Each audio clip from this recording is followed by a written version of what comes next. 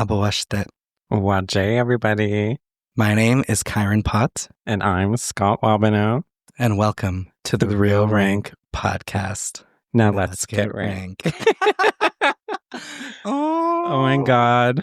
We're back. That felt so good to say. We are so back. We're back. Are we back? I think we're back. I think we're so back. We're so back. In fact, these backs have never been bigger. Better and bigger than ever. These backs ain't gonna big themselves, you guys. We know you missed these backs. Oh my gosh. Okay, this is momentous. I just gotta take this in for a moment. How long has it been since our last podcast? April 2nd was when we last released episode 7. April 2nd. April 2nd, and it's currently June 11th as of today. And before you guys give Scott shit, just blame me. I'm so sorry that we had you guys waiting this long. Yeah. I mean, I'm also not sorry because of just all of the crap that both of us have been going through, but in particular, just some of the shit that I've been going through. And I was the one who's like, I can't do this. Like, we gotta press pause, take a hiatus. And I think that we were just having so much fun with the podcast, like, and rocking and rolling and trying to bang out a really awesome episode every 2 weeks. And it was just unsustainable with how much I was going through. And it just feels shitty to like promise our viewers, it's coming. And then it's never going to come. No, well, we just got to remind them that we're fucking human too. And life happens. Unexpected things happen in our lives that unfortunately we just got to adjust to and just learn how to adapt to and kind of, we were kind of moving a little unsustainably before, but I think now that we kind of got our shit rocked a little bit,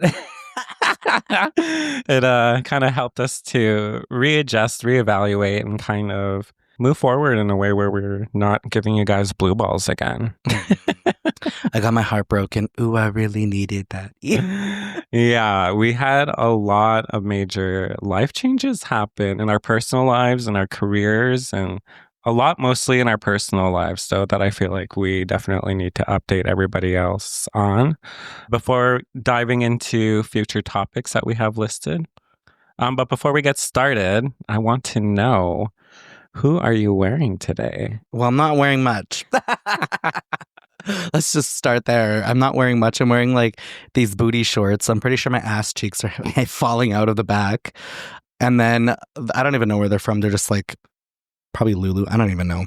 Probably not even Lulu. Lulu's kind of a little too fancy. I don't know what these are, but they taste. They feel comfortable. Just tasting them from your hole. They taste good. Holy.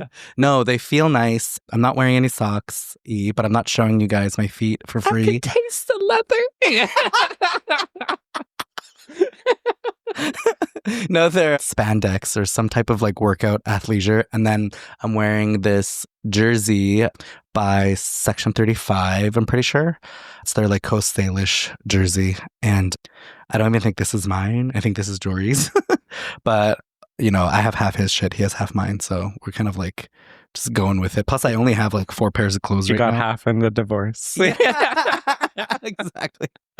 No, I probably have to give this back to him. But I only have 4 freaking sets of clothes. Yeah. So like, I'm just really out here just making do, just hand washing my clothes every day. Oh my God. Just trying to turn a look. But yeah, that's literally all I'm wearing. I'm not even wearing earrings. I'm not wearing rings. I'm not wearing bracelets. You guys you're getting this version. And I haven't shaved in a long time. It's great. And my eyebrows have grown out. And I'm not wearing any makeup, you guys. Holy, you're getting me raw and unfettered. This is me just like, holy, down to my core. We're sorry. And I'm sorry, E. This is how I came into the world. And this is how I'm going out. And what about you? Who are you wearing? Well, someone had to come out and show out today. I have a full face beat. My ass is washed. Just kidding. No. I'm wearing these pants by Section 35, top by Okama. Cody? Cody Cody, yeah, Okamo. Cody Yeah, his Montour, yeah. clothing brand says Matriarch on there. Love. Bracelets by Sheridan Bella, rings by Vitali, earrings by my good old Winnipeg kiosk. Who's the hat? Oh, the hat I actually stole from my mom. She got from when she got it from the Aerosmith tour when she went to one of the concerts. And What's your favorite Aerosmith song? let's see. I don't want to miss a thing. I used to I remember this this one time when I was in Moose Factory. I think I was going through like, you know, when you're younger, you go through like phases of like, oh my God, I'm a singer. I have amazing Yes. vocals. Yes. Like, oh my God, I'm going Fuck, I'm to. still feeling that way. I was going through that phase when I was a younger kid, and I think that was around the time when the Pussycat Dolls Search for the Next Doll show came out. God. And one of them did a cover of I Don't Want to Miss a Thing by Aerosmith. And I remember thinking like, this is my song. And I remember going to my fucking local talent show in Moose Factory. And I remember I entered and I sang that song. And I remember thinking like, people are gonna love me. And then I remember my friends were recording me from the audience and you could just hear people in the audience laughing. Because I sounded so toned down. My friends were laughing. Let's just say I dropped that music career. The thoughts of pursuing that right then and there. Like, see, sometimes bullying does work. That was better for all of us. It's just me in the audience just laughing. Don't even know you yet. Just hear me throw tomatoes. Oh. Let's kick his ass after the show. I know where he's gonna be. Let's go jump him. What's your? Are you sure that's a little boy? It looks like a girl. That was literally my life. Mine too, honestly. What's your favorite Aerosmith song? Obviously, it's Jaded. Hey, Jaded. You got your mama style, but you're yesterday's child to me. I don't know if I've ever heard that. Fuck, well, are you even an Aerosmith fan? No, I just... Dream on! Yeah. Dream until you... Anyway, what was I going to say? Who are you? What's your current obsession right now? Because, like, I've been in trauma land that I'm struggling to think of an obsession right now. Well, recently I've been kind of escaping the hardships of my life by a lot of TV shows, movies, and stuff like that. And that TV show Overcompensated just came out on Prime by Benny Drama. Obsessed with that. Obsessed with the fucking character off there. I think her name is Haley, the roommate. Yeah, the one who has little pieces of fur under her nails. Yes, everyone. She's the icon of the show. I feel one of the many icons of that show. I feel like that show just really captured a lot of my humor and a lot of my friends' humor, and yeah, it was just a refreshing show to watch because I feel like. Yeah, it was just dumb. Like, it was so dumb, but like dumb where it like made me laugh. Like every episode I was like screaming, laughing, and like crying because of tears. But then it also like really hit home too, because also coming out in college and going through those emotions, that was very much me as well, because I came out in college and my God, I almost died. I came out in college and it just really hit home, and it just just reminded me of myself as well. I seen myself in Benny's character and just dealing with like the pressures from family and life and then partying and navigating that. So yeah, they really captured it really well. I really liked it. It was very humorous, very real, and yeah, just a show that I really very much enjoyed watching. Did you have a chance to watch it? Yeah, I binged Overcompensating in like, I think a day. Honestly, I really liked... It's very binge-worthy for sure. Yeah. I thought that the main actress, that girl, I thought she was so gorgeous. Oh, the Latinx? Yeah. For those of you who don't know, it's a reference from the show. Latinx. She says Latinx. Yeah. Scott doesn't actually call people Latinx. Oh, the Latinx girl? Yeah, I just thought she was so pretty and such a great actress. And she really, it was kind of unbelievable for me, though, that she was kind of like the loser when she was Oh, just like super gorgeous, had these big titties, perfect skin, gorgeous hair, good sense of style. She was funny. I don't understand why she was like portrayed as like an outcast. But I guess like, I don't know, she's a person of color. But I they didn't was, really deal with that too much. It was just like, she was just like automatically a loser, which was, I was like, that's kind of weird. yeah. I was also very confused with Benny's ethnicity at one point too, being like, I thought he was a BIPOC. And then I seen his sister in the film and they were very much white, you know? Yeah, his sister in the film looked like freaking Haley Duff. Oh my God, yeah. Yeah. The character development of his sister too was really good. I do like that she went from being just like a hard ass, like typical like shitty older sister to being like, oh, she has a story. She's got trauma. Like, let's Yeah. feel for her, you know? Yeah, I only like rooting for those characters if they actually develop as characters and actually do change and aren't just shitty. mhm. You can't just have a shitty character and then explain that like, oh, she got abused and she's like neglected all the time from her parents. Yeah. So that's why she's a bitch. Mhm. That's fine, but like at least let her heal from that and show us that she moved on and she can grow. Yeah. Don't just be like, oh, this is why she's a bitch, and then just never change her. Mhm. So that's boring to watch. No, I agree. And I like that she became friends with that main character. I love that they showed her bedroom too and showed that she was just like She's like this emo kid. Yeah. That's literally me. Well, we were too poor to have bedrooms like that, but like if I had a bedroom, it would be honestly that. Yeah, like that show was really, really well done. I just want to give a shout out to all the creators and writers of that. You guys did the damn thing.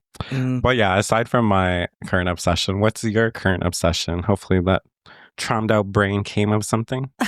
What is my current obsession? Well, I have been watching this TV show called Adults. Oh yes. And it's kind of funny because like Adults came out on FX and Overcompensating came out on Prime and Paramount, and they kind of came out around the same time. And both of these shows feature prominent TikTok actors. Yeah. Or TikTok influencers, I would say. And to see them both kind of coming out at the same time with very similar humor, people kind of pitted them against each other. I saw like charts showing like how many viewers are watching this and how many have watched this, and people in the comments just like arguing that one's better than the other.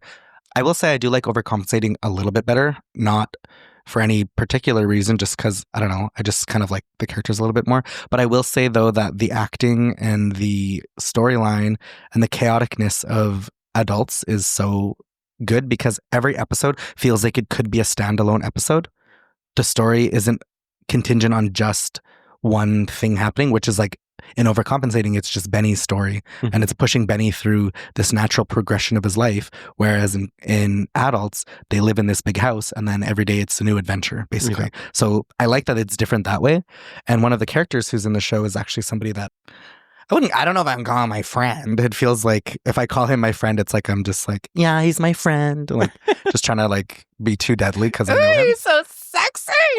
He's very handsome. What's his name? Jack. Yeah, Jack In. And he plays Paul in the show. And we met a few years ago. TikTok hired myself and do you know Darcy? Darcy and Jared, they're like this gay couple. Darcy's like this big, he's like a comedian and he's like this big bear, and he's always like pranking his husband, and his husband's always like, Darcy, come on. Are they from Toronto? No, they're from Ontario, actually. Yeah. Yeah, no. Anyway, Darcy and Jared, check them out. They're amazing. So I met him, Darcy, and then I also met Jack. And all three of us did a panel at Buffer Festival in Toronto. And we talked about new media, and we talked about representation and all that kind of good stuff. And yeah, I just became friends with Jack after that. And he followed me, and I followed him back. And then I've just been like really loving all the shit he's been up to. And he's so charismatic and such a great actor that it just feels so natural that he's in a show as like a leading character and it's like really popular. Mm-hmm. He definitely deserved it. And so you guys go check out Adults on FX. Yeah. It's really freaking good. I binged it in one day. There's a character in there named Anton, I think. And just such a great character. It's like obviously a very queer, over the top, flamboyant character. Mm-hmm. And the actor who plays him is just does it so well. It's so believable. And it's like the friend that we all want. And I feel like we're kind of that friend sometimes for people Yeah. where it's just like nonstop, endless, like just able to like come up with something on the spot and like always funny, always on top, always like sharp and on point with what you say and like never a dull moment. Mm-hmm. Which you need those kind of people in your life, those ones that like charge your batteries. But anyway, go watch Adults on FX. It's really good. Yeah. There's a really hot white man on there. Yeah, go see Jack and cheer on Jack. I recently just found his spam TikTok account that he's been posting on. And yeah, I didn't really, because I watched a show as well and I thought he was pretty handsome. But then I found his spam account. Something just ignited in me. I was like, oh, he's really cute. Yeah, he's from Ontario as well. Yeah, it gives that energy He gives, for sure. Like with the stash. He gives like hockey boy sometimes. Yeah, literally that. Yeah, that's so funny. Oh my god. All right, okay. But yeah, it's been a hot minute since we've been back. So I feel like we have a lot to update y'all on. Last episode was April, and since then, there's been a lot of things that we've gotten up to. Like we've traveled to different communities. We moved out. We went to Coachella. We went to Departure Fest. There was Imagine Native. There was Canadian Screen Awards. Went to, so many different communities.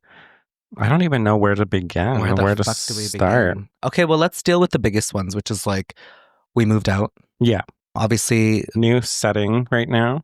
Yes, new setting. If you're watching on TikTok video. Temporary makeshift studio here. Yeah. This place that I'm staying with a friend right now. Shout out to T, love you girl. So she's kind enough to let us use her place. I'm just going to be staying here for a month. And up until that point, we were living in just random Airbnbs, sleeping on friends' couches, staying in hotels. Yeah, I'm currently staying with my sister right now. Yeah, just really making it work kind of wherever we could for this whole past month. And it's 2 been months. 2 months almost. And it's been so stressful. I don't like it. Well, like I've been kind of doing this for maybe like about a year, 2 years now, because I left Toronto back in 2022. And then, I've just basically been living on the road, living in hotels and Airbnb. So it's something that I've been used to, but Kai, this is a new adjustment for you. No, I always have a place to live. I always have a permanent address. And for the last a little over 10 years, I've really only lived with Jory. So having like a home base for us and us operating out of it and knowing that that's home and feeling like it's home has always been something that I've just always had, and I'm comfortable with that. I'm safe with that. Yeah. So not having that safe haven, having a home, not having like a permanent address and a place that like I feel like is mine, that I'm paying for, that I get to do whatever I want in. I don't have that right now, and it feels like I'm a guest, and I don't like that feeling of like I'm a guest in this area, and I don't have, this isn't my space. Yeah. And especially when you come back from like a big trip and you're coming home from the airport, I always look forward to coming home and feeling like, just breathe. I'm home. But then now that I'm not home, when I come even like here, because it's so new to me, it still feels like I'm in someone's house. And I don't feel like I'm at ease. And it's been fucking with my fight or flight. And just like, I've just been so what's the word? Just like, my spirit is just scattered in all four directions. Like, it's just parts of me just hanging out everywhere. And I don't feel complete. Yeah, no. Yeah, I feel shaky. I feel like my foundation has been fucked. And especially when I stay in Airbnbs and hotels, because not only are they like so, they feel less homey. Yeah, they feel like freaky sometimes. Yeah. But then just with the amount of partying that I've been doing, like also makes it feel like I'm just not myself. So I'm like chasing my spirit away and just feeling either drunk or hungover, no in between. I'll feel nice for like one day and then it's like back to drinking. So it's like that has really fucked me up too and made me feel not at homeostasis, not like full and whole and healthy.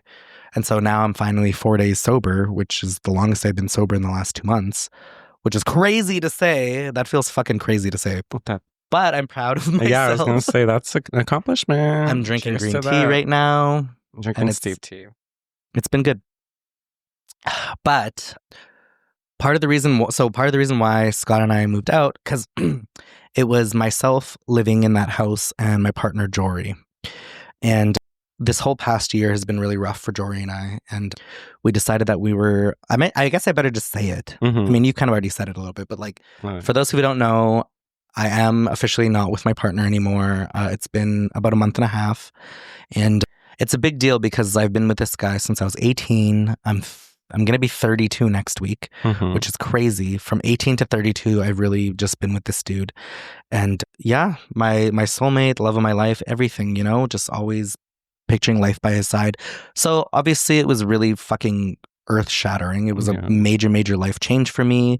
I'm still processing it. I feel like I haven't even fully, like I'm in shock still because I'm just so busy. I haven't had time to like sit down and be sad about not having this constant person in my life who's my rock. So we decided not to renew our lease because our lease was up at the end of April. Yeah.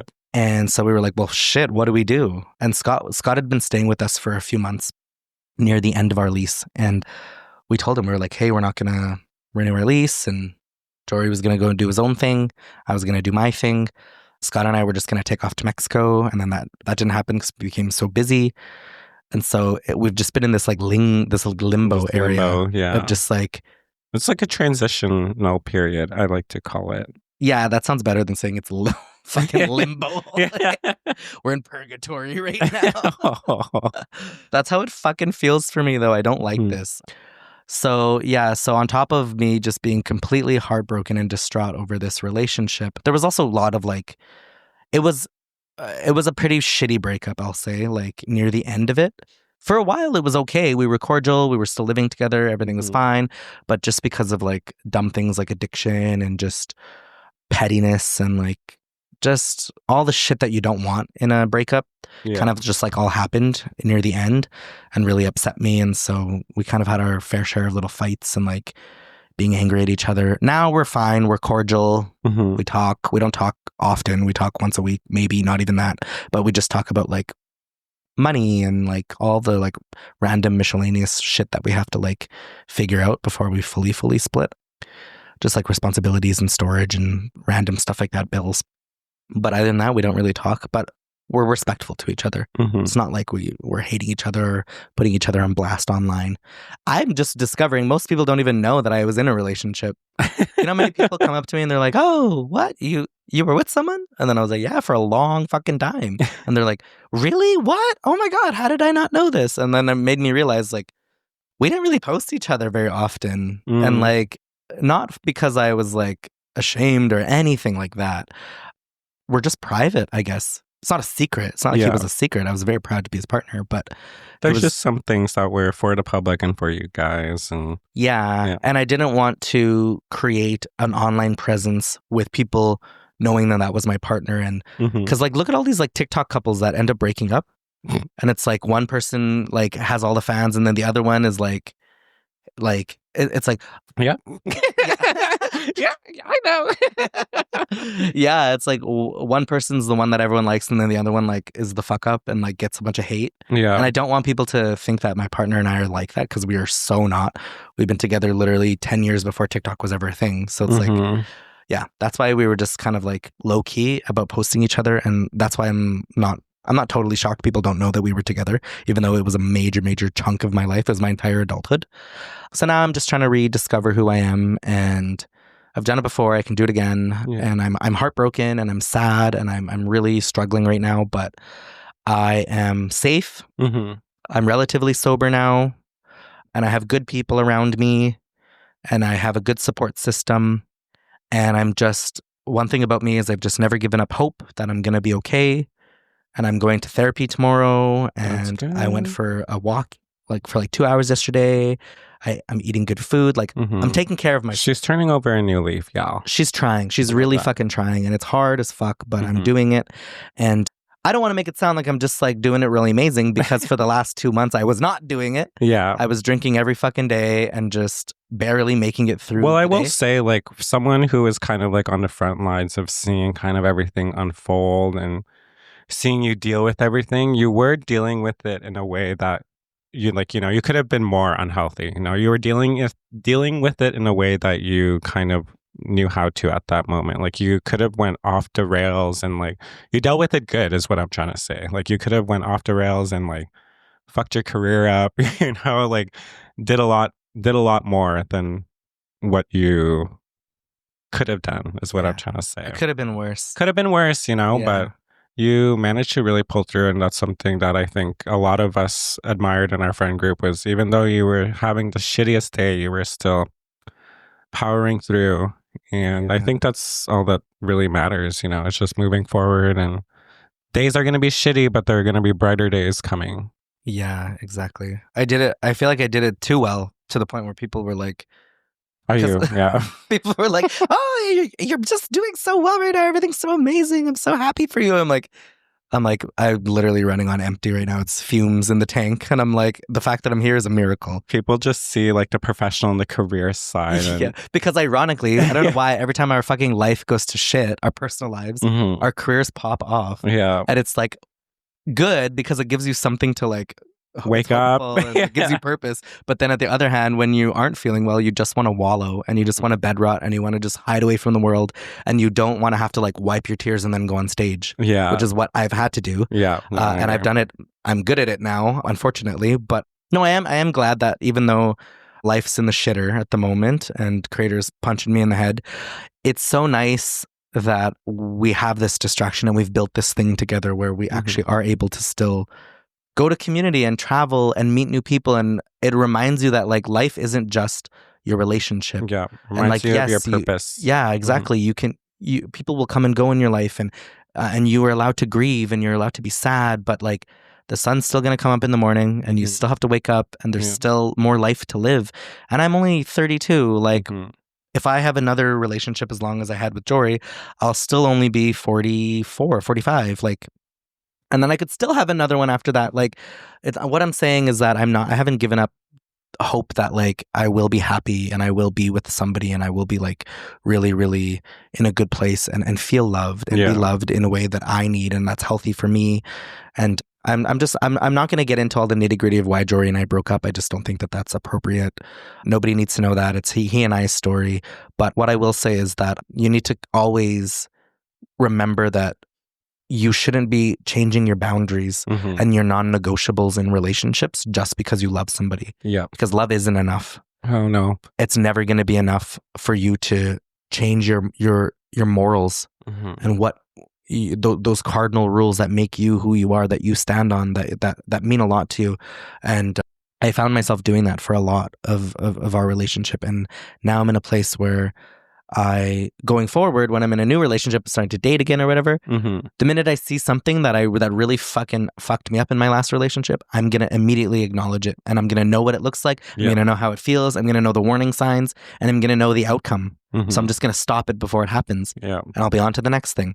And that's called growth, you guys. It's called learning from your past and not making the same mistake. And you unfortunately have to get your heart fucking shattered in order to understand that those things are actually really important. It's part of life. Yeah. Absolutely. No, heartbreaks are inevitable. Yeah. And so obviously I'm going through a little bit of a heartbreak, but you're kind of going through one too a little bit. Yeah, not really. Yeah, not really. There are two people who deal with heartbreaks. Yeah. Two types of people. There's two types of friends. Yeah. I'm like, oh, I miss him and we had a beautiful life. And you're like, so anyway, I got my ass eaten. Anyways, broke up with him, got my ass eaten same day. Oh, stick. No, but thank you for sharing that, Kai. You know, I feel like going through breakups, especially like that, like you touched on it, like grieving someone who's still alive is something that's really tough, you know?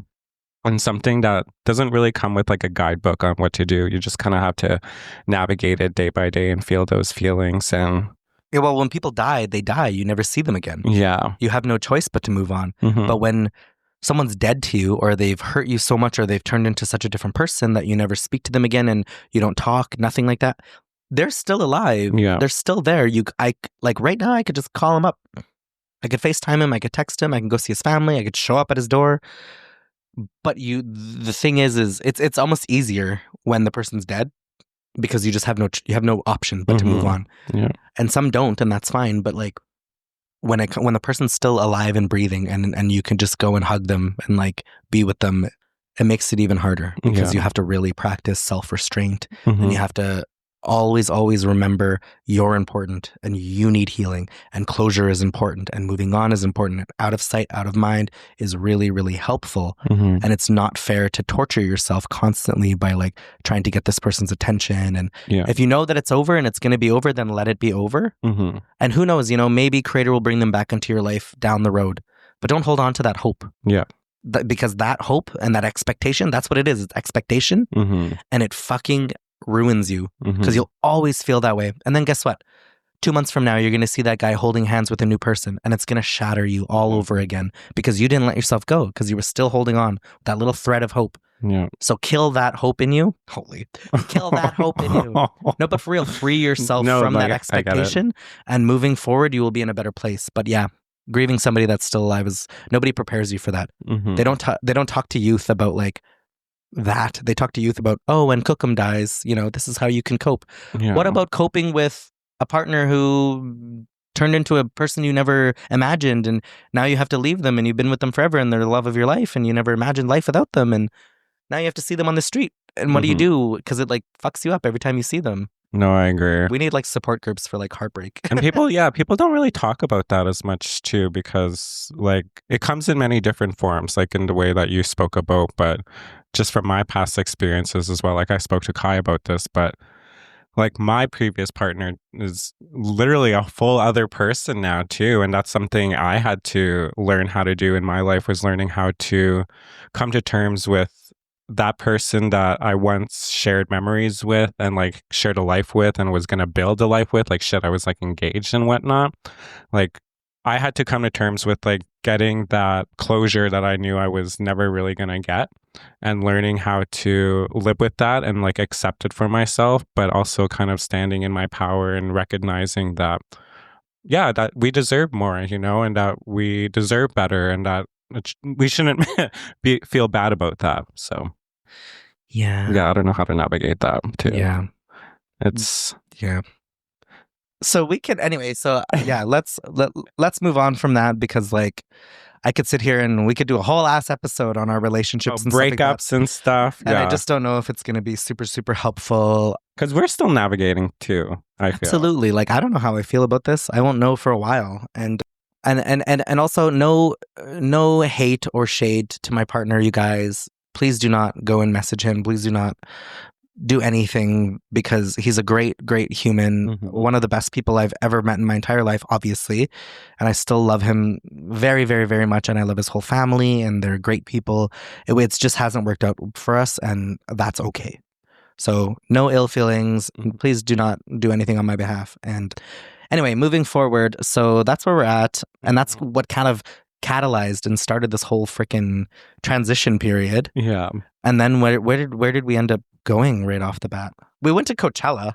We went to Coachella before we moved out. Yeah. Actually, before we moved out. We'll do a whole episode on Coachella because you guys need to hear the tea on that. It's so that fun. was a crazy weekend. So fun. So Real Rank has been kind of, thanks guys. You guys have been so freaking amazing. Shout out to everybody who's been supporting us during this little hiatus and blowing us up and DMing us, where's the next episode? And hiring us. Yeah, and hiring us to come to your community. Shit, we've been booked and busy. Yeah, we've come to some communities as a duo. And Scott and I have done, like in the past 5 years, we've done work together. Many different things together. We've been hired together. We come individually. We get hired as an individual. We don't speak together. We don't work together. We're just at the same event at the same time. But now, a lot of the times, like I still do stuff on my own, but there are a lot of times now where we're getting booked as a duo. Yeah. And like the Real Brain podcast duo. Which they want us to go up on the stage together and talk together and be funny. It's been fun, but it's also been such like a learning experience for us too. Because like I mentioned, we're so used to being booked solo that we've nailed down the routines that we've had for the past 4 or 5 years now, and we just know them at the back of our hand.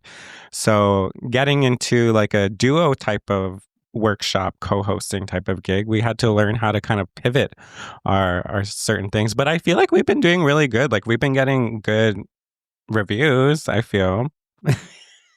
Mostly. We have been getting some haha laugh reacts on our posters, which has been funny.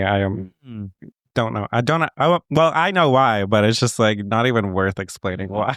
Just like there's always just going to be people in the community. If you're gonna be mad, stay mad. Yeah. I'm gonna get my bag. There's going to be people in the community that aren't going to be happy you're there. Fuck. Every time I go into a community, I know that there's at least 20% of the community who's like, who's this guy and why is he here? And blah, blah, blah, blah, blah. And it's like, I don't know. And they're all my cousins. Yeah. I'm like, shit, I don't know. Ask the people who put it on. I didn't ask them. Like, what? But we've been to a few communities. We've been to Peguis, or we did Peguis. Yep. We did Musquecheese. We did Musquecheese. We did Rama. We did. Fuck, I don't even. We hosted The Beat. Oh, The Beat here, Imaginative. We did a podcast with CBC Live at Imaginative. I feel like there's other communities. I just can't OCN? Oh, we drove to... Oh my gosh. Y'all, I'm in trauma brain right now. Yeah. I can't remember what I did 3 days ago. We did a few gigs in a few communities, and they've all been really, really welcoming and really fun is what I'm trying to get to. And getting to meet the youth has been really fun. The youth are literally the main reason why I do what I do.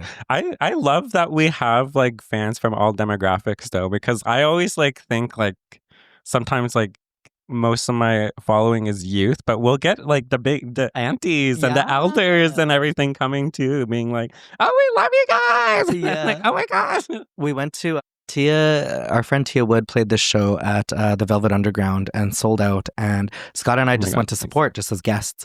And prior to the show, there's like an hour of just mingling or whatever. And so many people, so many adults, like in their 40s, 50s, 60s, were coming up to us and just freaking out. I was trying to be low-key and wearing a hat and sunglasses. That's literally what you wear. Scott was trying to be incognici. But so many people were coming up and like almost like making lines, which was so crazy. And I was just like, oh my God. And they would not those lines, but the other. No, not those lines, but just like forming like piling up and trying to like get pictures with us and being really sweet. That's the thing about it, is that sometimes people aren't sweet. Sometimes people are fucking assholes and kind of scary and entitled and aggressive. Yeah. There's a few instances where that happened just past weekend where I got assaulted. Yeah. Oh, same here. Yeah, by some fans. We got to talk about that. Yeah. But yeah, like it really gave us a good sense of like, our demographic is everybody. It is everybody. It's not mostly men, though. It's just community, I feel. I feel like it's like 5% men. And there are some men, which is really cute. You can tell the cool guys, like the cool men who are cool with their sexuality. They'll be like, oh, me and my girlfriend love listening to you. Can I get a picture with you? Me and my sister. family loves you. Yeah. And then shout out to those guys who aren't afraid to fucking ask us for just photos. Because you laugh at our humor doesn't make you gay. Yeah. Doesn't make you a homo or like whatever. Even if you support queer comedy, queer culture, queer film, queer art, queer anything, doesn't make you queer. No. Are these queer? Are these queer? Sorry. Please do not do that. You're like Janet and Susie. This one's coming in your throat and this one's coming up your ass. And I'm gonna play your heart like an accordion. I call this one Ginny, this one Georgia. Yeah. Just bingo wings. Stupid. But yeah, I really want to talk about Imaginative, because Imaginative just happened, you guys. And if you don't know what Imaginative, it's the largest film and media arts festival in the entire world for Indigenous people. And it happens every single year for a week. And Scott and I have been so lucky to be involved almost every year for the past 5 years. And in particular, we got to host, so it's the 25th anniversary, actually. Yeah. So shout out, happy birthday, Imaginative. Happy birthday, Imaginative. And they had what's called The Beat, which is just a music night where they invite a bunch of artists in to do a bunch of different performances. And they asked Scott and I to come in and host it, which was super, super fun. And really all it was just a big dance party to like celebrate. And they had cake and like cupcakes and drinks, lots of drinks, which was fun. And a photo booth and cool, really amazing DJs from Aotearoa who were like these Maori DJs who were just so incredible. We got to meet them and hang out with them. And yeah. It was really fun. It was our first time hosting like night. Or no, actually no. Because we hosted an Edmonton Indigenous Fashion Week before. So it was like similar, but it was very interesting, very fun. Yeah. So what happened? What about what? Somebody was being inappropriate. Oh, yeah, yeah. So, as per usual, we usually meet a lot of community members, fans, supporters, relatives, cousins at these types of events. And sometimes people get a little too excited, which I understand. Like I've met some of my favorite people and I get excited as well. But, there's a line I feel that some people need to Not understand. that kind of line. Not that kind of line. I just feel like sometimes people get too excited at times and they let their actions kind of override what they should be doing. Anyways, I remember meeting this one fan, got super excited. She met both of us actually. We came off stage and got super excited, came with her friends and wanted to take a photo. And I remember she like started grabbing my ass and like grabbing like, yeah, like everywhere. And Whatever ass you do have, she was grabbing it. and grabbing my bones. Yeah. Just rubbing my back. Do you think that it's because these women, they feel like, oh, we're gay, so it's like, yeah, it's very we're gonna much like find it funny. we're girlfriends. They think like that, but don't even do that to your girlfriends. yeah, no, like it's kind of weird. Like even I thought that was really weird. There are just things that are so off limits, and yeah, we may be very, very crass. Mm-hmm. You could even be a prostitute or a sex worker who has like sex with 20 guys a day. That still does not make your body anybody's property. You could be a stripper, yeah. Yeah, nobody has the right to touch you or do anything to you. And yeah, I'm sorry that happened. That's just like, ugh. Yeah, I remember it just made me in a really off mood. Because usually when I meet fans, like I'm perfectly fine with like, I usually shake their hand. If they want a hug, I'll give them a hug as well. I'm very open like that. But once that happened, it just like, I remember it shut me off for the rest of the night. It's demoralizing. Yeah, it felt very just like I didn't want to be there anymore. And then there was another person that was just like, unfortunately, they had to suffer that and they were like so excited. And I was just like, sorry, I can't deal with this. It's like a big ripple effect after that and just made me not feel really good. Yeah. But that's something I don't even think I brought up to the imaginative organizers that I wanted to do. Yeah. Yeah. Yeah. Anyways, it's tough to talk about because it's awkward. Yeah. And it's weird. And you don't want to be that person who's like not grateful, but it's also like we need to have boundaries. Yeah. And we can't just let people be doing anything they want to us. What happens to me a lot is that people come up and grab my earrings and they grab my hair. They'll be like, oh my God, your hair is so gorgeous. Only I'm allowed to pull his hair. Stop pulling the hair a lot, but we have prior consent. But a lot of people will come up and just yank on it and grab it and touch it and try to like smell it and shit. And I'm like, I know it's gorgeous, but like, holy shit, I don't even think I could ever go up to somebody and just start grabbing their body.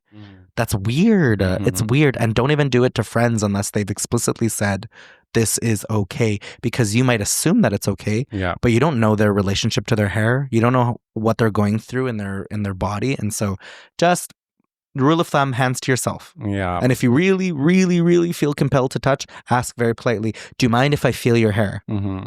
I've done that to people who I'm like, oh, I love like this product that you've used and I just want to like touch, and it's very rare, but like if you're going to do it, at least just ask and be prepared for them to say no.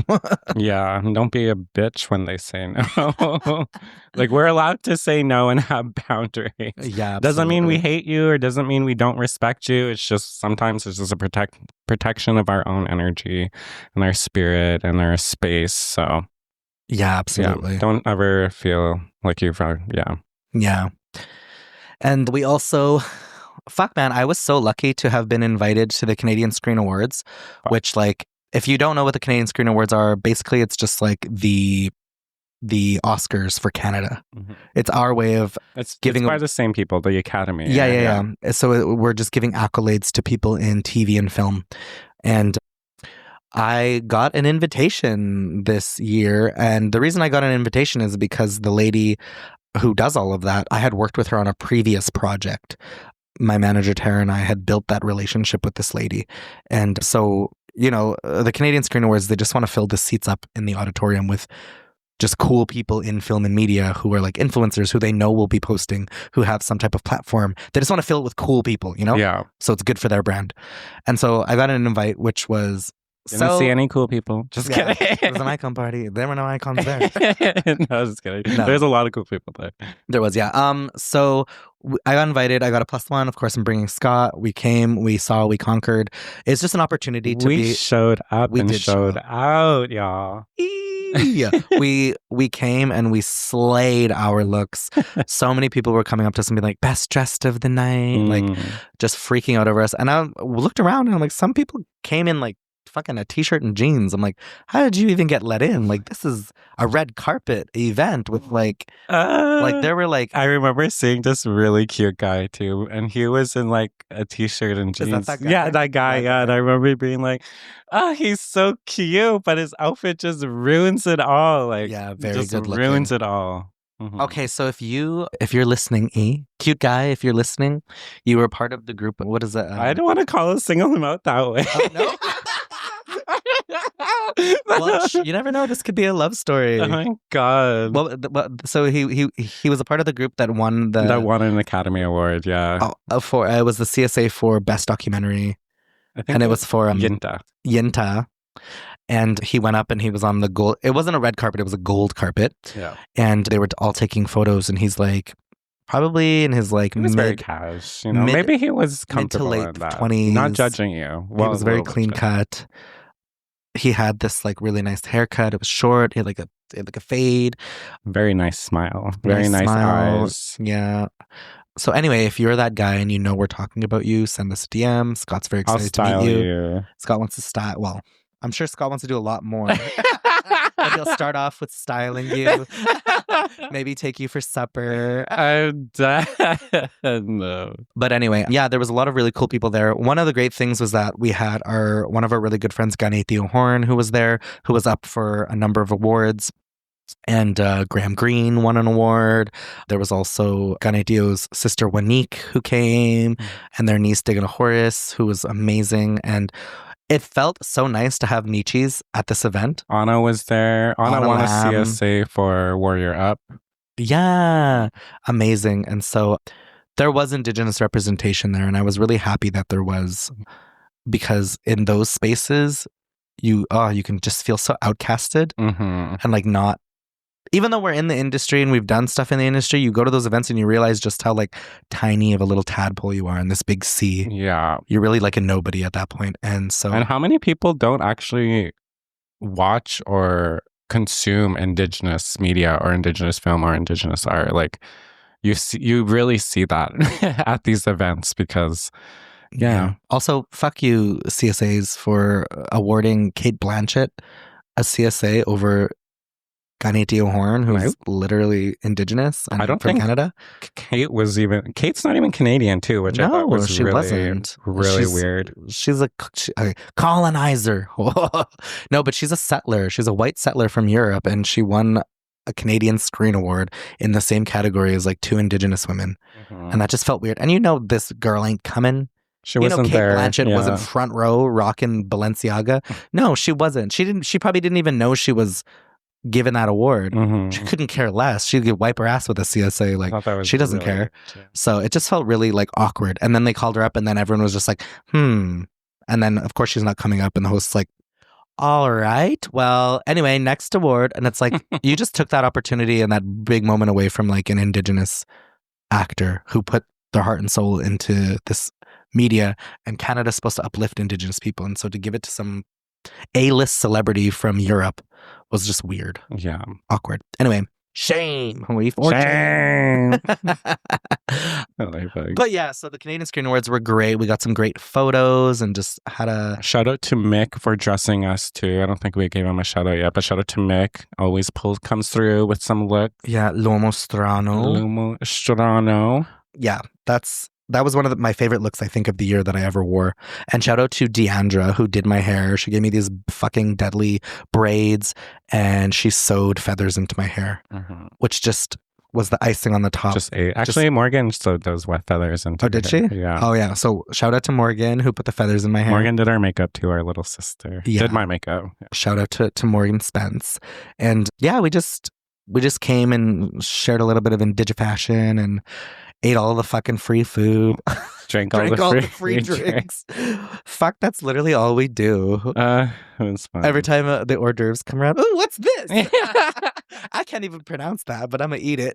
I actually don't even think I had any of the free food when I was there, because I remember telling people, I was like, I learned from experience not to eat at these events. Well, I still do secretly, but there's this, because I got caught mid fucking bite at one of these events, and there's this one photo that's like on Getty Images of me just fucking full mouth open, like chowing down on this fucking hors d'oeuvre. That's like, just you in your natural environment. It was, That's the most yeah. honest reflection of you. And it was an ugly ass photo, and I was like, you know what? That's just your face. I'm never gonna get caught slipping again. So you just go to the bathroom and just pull out snacks from your purse? Literally, I'm in the bathroom eating all the hors d'oeuvres. That's so ugly. Ew. Anyway, yeah, so we did the CSAs. What the hell else did we do? We've been up to a lot these days, girls. Yeah. Well, we recently just announced that we're coming out with a new project. Should we talk a little bit about that? Yeah, what project are we? Okay. Yeah, so we have this new project going on. Why don't you tell our listeners about it? Well, should I start from the beginning or just Start from the beginning? Start from the beginning. Because it's juicy and it's also like fun to figure out how these things come to be. Mm-hmm. Well, we came out with the Real Rank podcast about a few months ago now. And maybe like a week or a few weeks after we came out with like the first few episodes, we got approached by this production company. And they said that they had this TV show that was in development, this reality dating TV show for Indigenous peoples that was going to be aired with APTN. And they were looking for hosts for this show.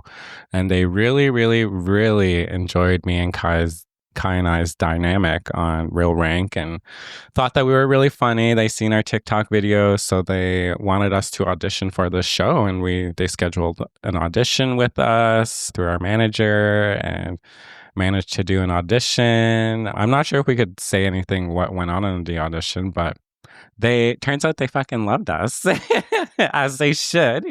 Just kidding.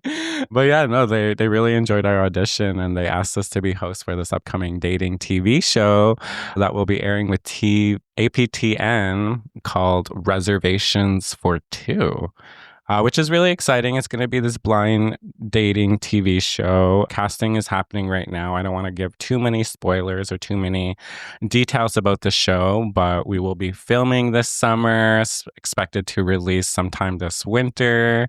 It's going to be 13 episodes, filming in Winnipeg, Manitoba, the Nietzsche capital of the world. And yeah, just so excited because I feel like, I don't know. I feel like for the longest time, we've seen on social media and even us just in our friend group, we always watched like reality TV and just craved something for Indigenous people and craved something that starred Indigenous people. And I just feel like we've manifested this because I feel like for the longest time, we just kept talking about how we needed a show. And like, even if it was just like a reality show about our friends or just us being hosts on a show or a dating show and stuff like that, like now it's just coming to be. And I just remember watching a lot of dating shows growing up, like Tila Tequila, Double Shot at Love, Flavor of Love with Flava Flav. Like, there's this new TV show on Netflix now called The Boyfriend, which is the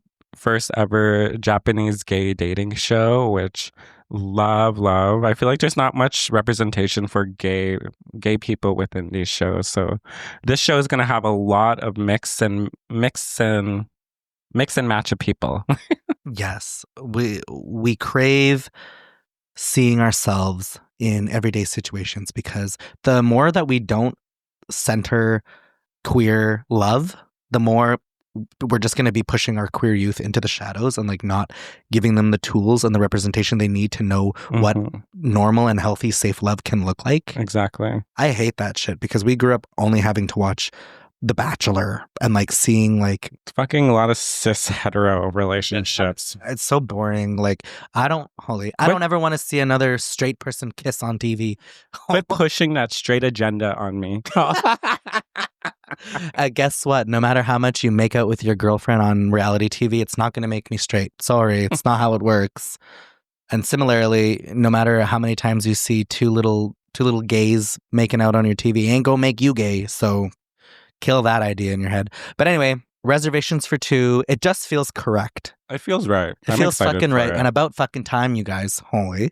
Because I've been wanting us to just put out an IP into the world. Let's win a CSA next year. Fuck. Like, let's do it. I'm so excited for whatever our journey is going to be as like hosts and as like whatever we're doing right now. I feel like we just do it all.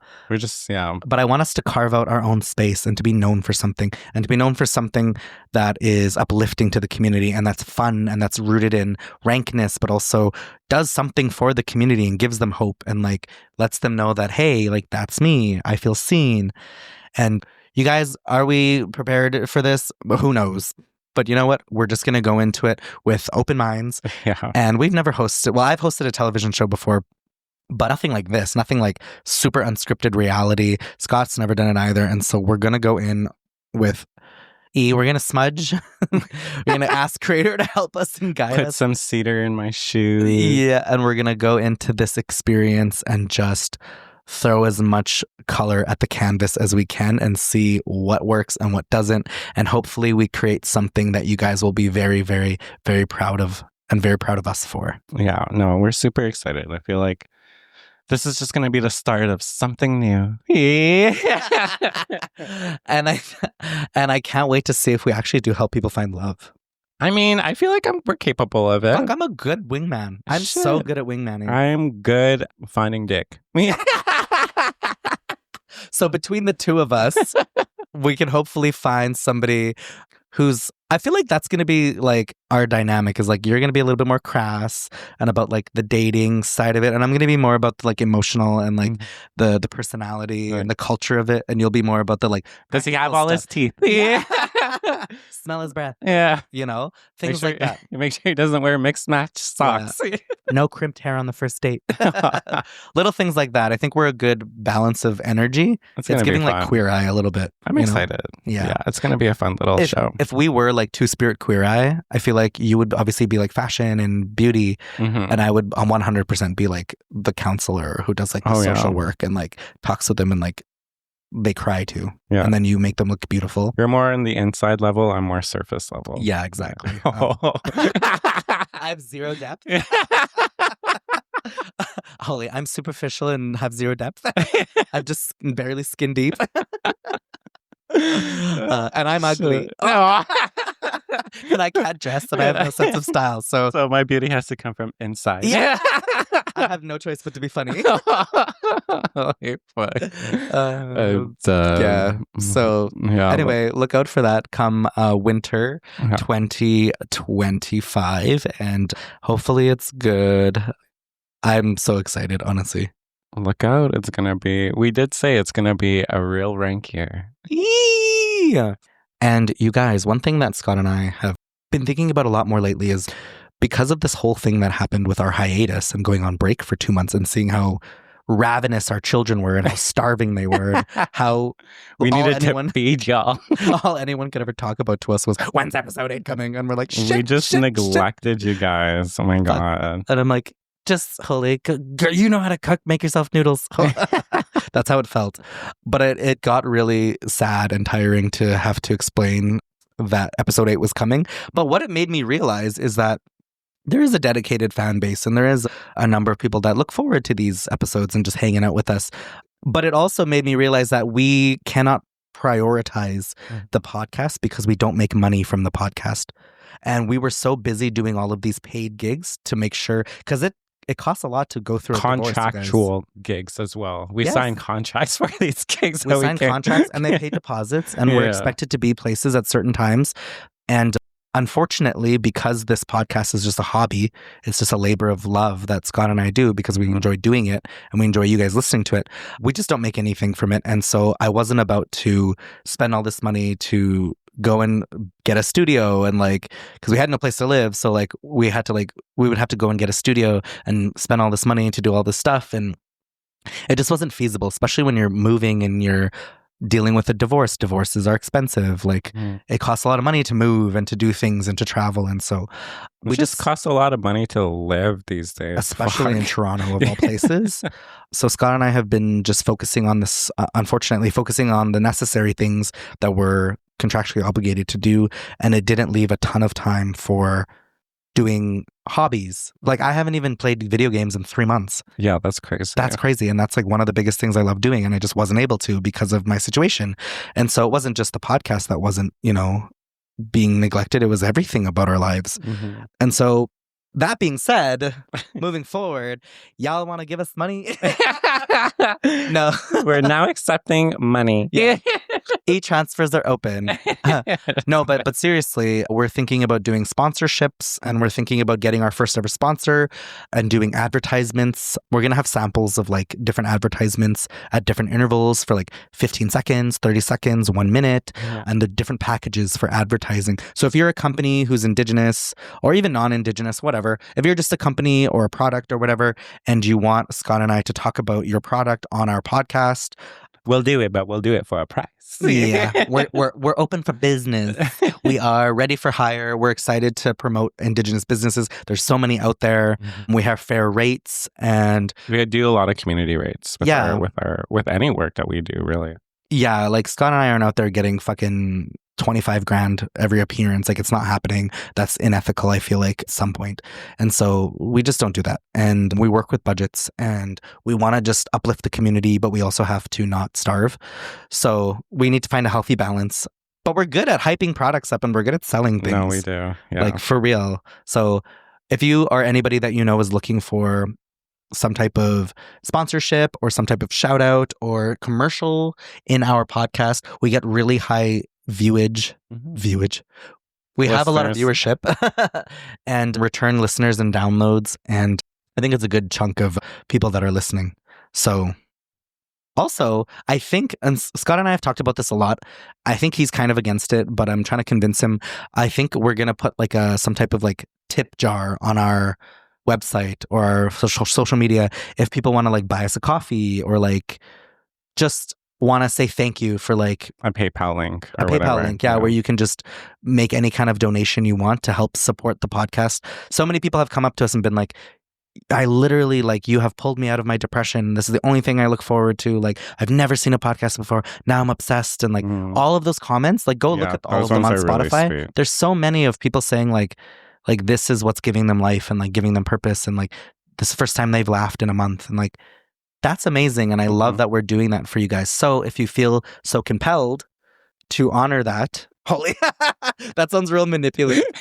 I'm trying to say it in a way that doesn't sound like that. I'm trying to say if it means a lot to you and you feel compelled to want to support because of that, then feel free to open up your purse. We're digging you out of your depression. Well, we'll do it for a price. No, I'm just saying it sounds like it does mean a lot to you guys. So obviously I'm not saying you have to pay us anything, but I'm saying if you want to just give us, want to buy us a supper or something, we're accepting. We will happily accept. Not us panhandling on our fucking podcast now. That's how I felt like it felt like. It does that's feel like why. panhandling. Yeah, that's it's why difficult I was to ask for money no matter what you do. But the way I was explaining it to Scott is that, like, let's say Scott and I played the violin and we went to the corner and we were playing. We don't play violin though. That's the thing. But we do what we do, and no one can do what we do. Yeah, that's true. That's very true. You have to make sure that you honor our gifts and what we're putting out into the world, because it doesn't sound like you are. I do honor it in ways, but then you need to understand that it's worth money, because it takes a lot for us to do this, and we're dedicating a lot of time to this, and we bring joy and art into the world. No different than that little busker at the corner of the street playing his violin. He opens up his hat or his trunk and he accepts donations. $1, $2, $5. It's not like we're asking for 15 grand from you guys. It would be nice, though. But that's what I'm saying. Like, no matter, that's the minimum. no matter what kind of artist you are, it's always going to feel awkward to ask for money. And that's why there's that negative trope of the starving artist. Artists should not be starving. If you're consuming content constantly and you're looking forward to it and it's become your main form of entertainment, then and you go out and you pay for a movie, you spend $20 on a movie ticket. Why don't you want to spend $5 on like just tipping a comedian who made you laugh, or like, Yeah. you know. No. So I'm also struggling with it too, because it feels awkward. Mhm. But we need to shift that mindset and that narrative so that our artists can get paid. And I like tipping people, and I know it makes me feel good to support that artist. Mhm. So yeah, just putting that out there in a very Yeah. gentle, non-pressure kind of way. It might be something that we're going to start doing. And there's obviously, zero expectation from you guys to pay anything for us. We'll still do it, but hey, I'm hungry. Yeah. So that being said, moving forward with our podcast, we're still going to give it our all, and we're going to try to give you guys semi-regular episodes now that I'm somewhat settled. Yeah. I'm still not in my own place, but I'm at least I can have a place to come back to that's like not a hotel, which is nice. Yeah, no. Moving forward, we're still restructuring everything, but it's gonna be better now. Yeah, like it's slowly coming to terms, slowly coming into play, fruition. I don't know what I'm trying to say. Words. I'm just trying to say things, and hopefully they make sense. I'm fucking roasting right now because the sun has just been beaming on me this entire episode. Well, that's because you have all that surface area back there on that back of yours. It's just like a solar panel. I was gonna say I should just throw a solar panel on there. But yeah, moving forward, I feel like we have a lot of plans with the episode. We have a lot of plans with the podcast. I'm looking out for sponsorships, any merch is on the way. Any businesses that want to support and collaborate, we're open to that. Yeah, hire us. We do a lot of things. I think people just think you can hire us to go in and make people laugh, which I think just comes naturally no matter what. But one of the biggest things that we love doing is like sexual health, education, sustainability. We love talking about gender and identity, two-spirit identity, resurgence. We love talking about content creation. Mm-hmm. We have so much fun geeking out talking about self-love, self-care, how to start a brand, how to start a business. There's just, and even like gaming on my end, like there's just so many topics that we love to talk about, and we love sitting with young people, or even not even just young people, just community members, and going in and doing that, hosting fashion shows and self-confidence workshops, and putting together a fashion show on the spot with young people. It's kind of Scott's specialty, but I love really getting involved because I've also modeled before and I know how to do it. So hire us, and we'll come in and we'll bring real rank, and we'll do a great job, and we'll make your community a little ranker. Yeah.